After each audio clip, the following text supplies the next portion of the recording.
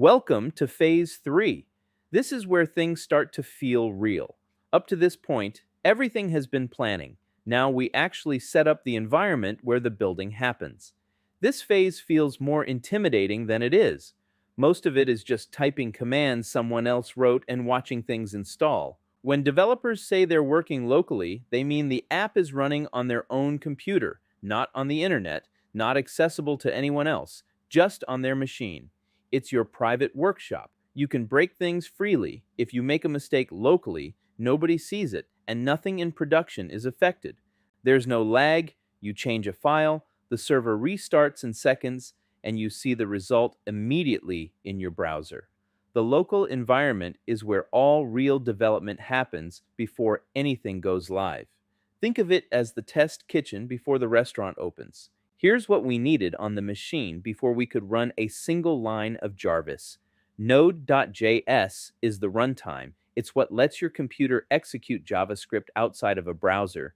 Think of it as the engine that runs the server code. NPM is Node's package manager. It's like an app store for code modules. We created the project folder and installed all the libraries Jarvis needs: React for the front end, Express for the back end, Prisma for the database, the Anthropic SDK to talk to Claude, and the Clerk SDK for authentication. NoDaemon is a small tool that watches our files and automatically restarts the server whenever we save a change. The .-env file is your vault of secrets. Every external service Jarvis connects to requires a credential, an API key. These are essentially passwords.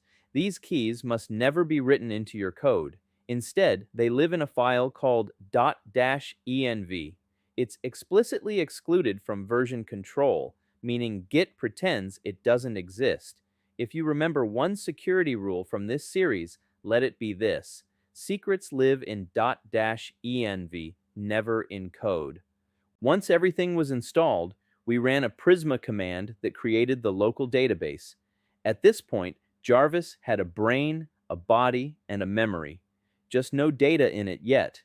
There's a specific feeling when you type npm, start in your terminal, wait a few seconds, open a browser, and your app loads. Even if it's just a chat window with no data, it's a working thing. It exists on your machine.